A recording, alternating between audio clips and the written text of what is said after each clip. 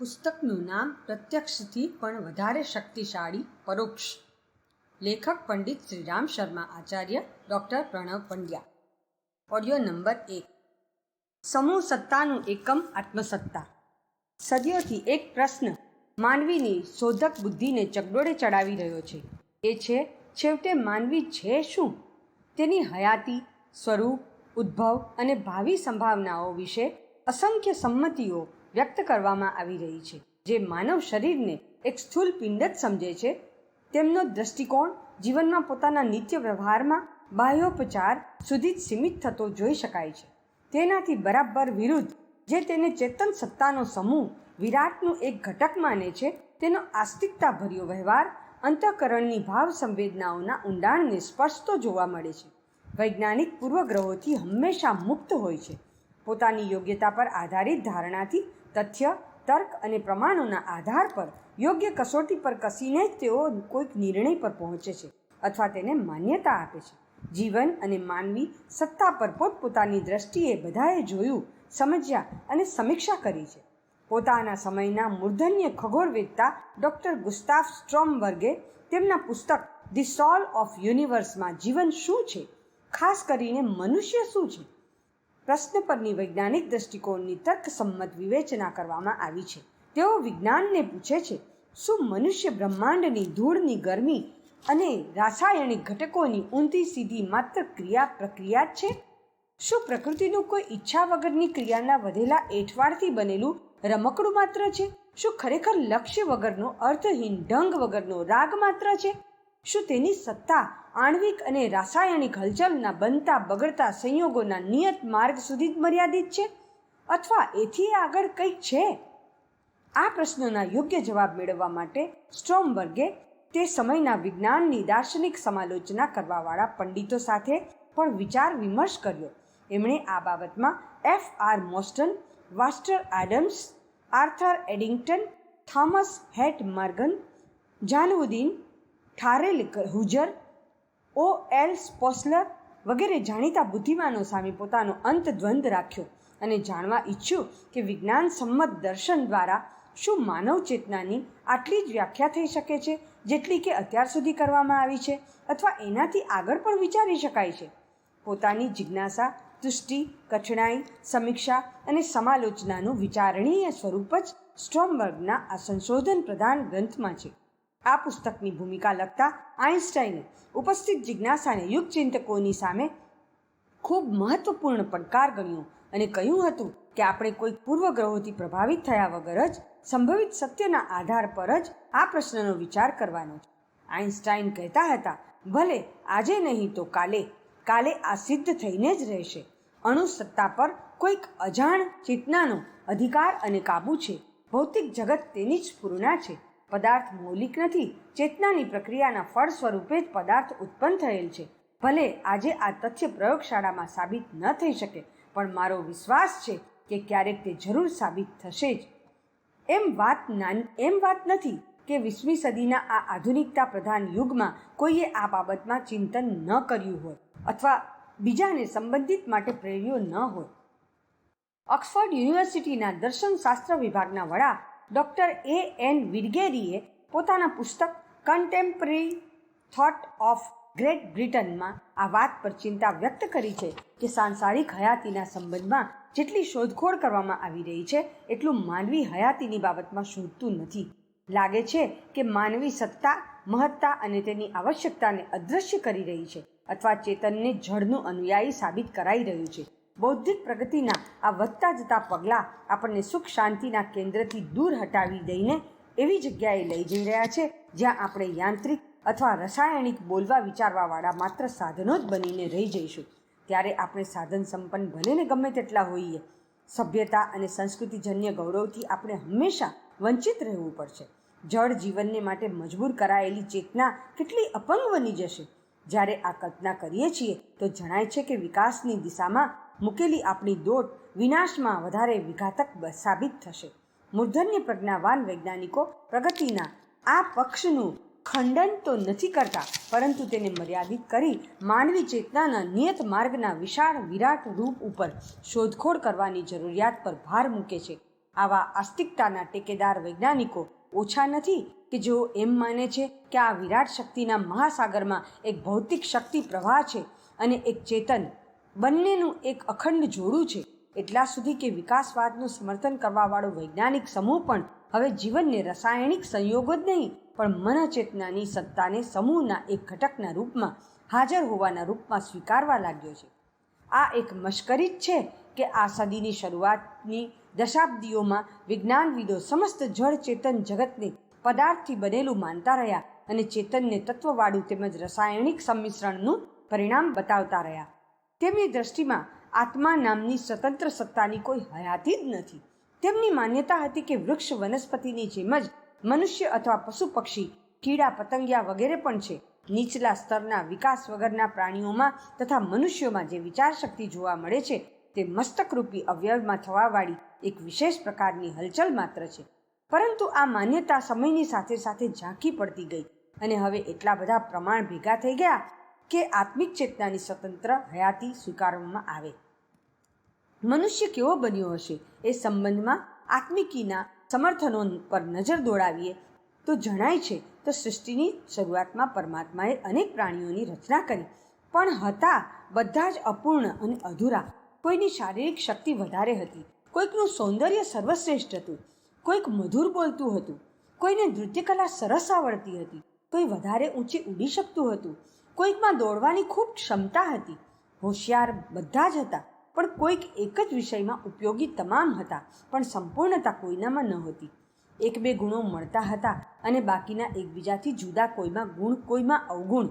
આ વિષમતા કદાચ તેને ગમી નહીં હોય, એટલા માટે તેણે અલૌકિક શરીર બનાવવાનો નિશ્ચય કર્યો હશે. એ વિલક્ષણ પ્રાણી મનુષ્ય જ છે. એમાં ખૂબ ક્ષમતા અને સાવધાનીથી એણે કામ કર્યું. એક એક દાગીનો કિંમતીમાં કિંમતી બનાવ્યો અને ખૂબ અજાયબ શક્તિઓ એમાં ભરી. મનુષ્ય બનીને તૈયાર થયો તો સૃષ્ટિકાર જાતે જ હેબતાઈ ગયા. આ રચના પર એમને સૌથી વધારે આશ્ચર્ય થયું. તમામ દેવ શક્તિઓએ તેમાં પ્રવેશ કર્યો. એમણે પોતપોતાના કામ શરૂ કર્યા. અગ્નિદેવ જાગૃત થયા તો ભૂખ લાગી, વરુણને પાણીની જરૂર પડી, કોઈએ ઊંઘ માંગી, કોઈએ જાગૃતિ.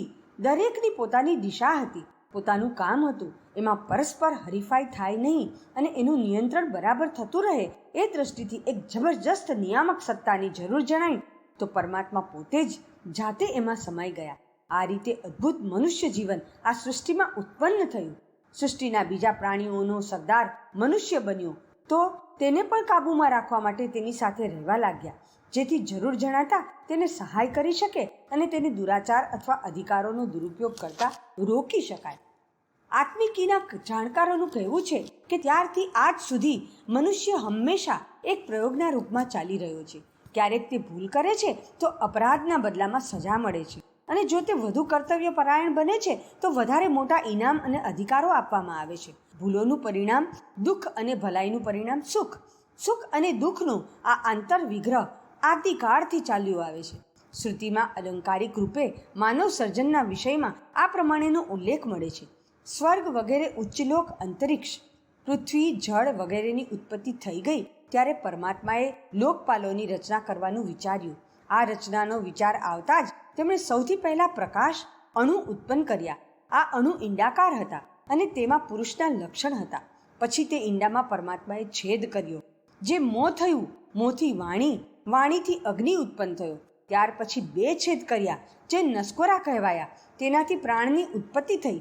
પ્રાણોથી વાયુ અને આંખોના છિદ્ર બન્યા. સાંભળવાની શક્તિ પેદા થઈ. શ્રવણેન્દ્રિય મારફતે દિશાઓ પ્રગટ થઈ. પછી ચામડી ઉત્પન્ન થઈ. ચામડીથી રોમ, રોમમાં ઔષધિઓ. પછી હૃદય, હૃદયથી મન અને મનથી ચંદ્રમા પ્રગટ થયા. પછી દૂટી બની. દૂટીથી અપાન દેવતા, તેનાથી મૃત્યુ દેવતા પ્રગટ્યા. પછી ઉપસ્થ, ઉપસ્થથી રેત, રેતથી જળની ઉત્પત્તિ થઈ.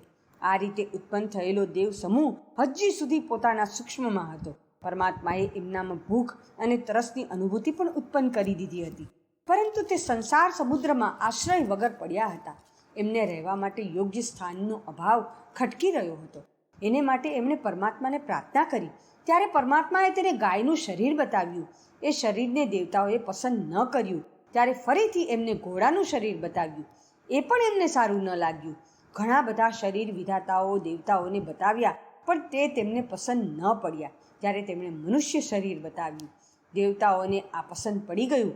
અગ્નિ તેમાં વાણી બનીને પેસી ગયો, વાયુ પ્રાણ બનીને નસકોરામાં, સૂર્ય આંખો બનીને આંખના ડોળામાં પ્રવેશ્યો, દિશાઓ ક્ષેત્ર બનીને કાનમાં પેઠી, ઔષધિ રોમ બનીને ચામડીમાં પહોંચી ગઈ, ચંદ્રમા મન બનીને હૃદયમાં સ્થિર થયા, મૃત્યુ અપાન બનીને દુટીમાં, પાણી રેત બનીને ઉપસ્થમાં સ્થિર થઈ ગયું.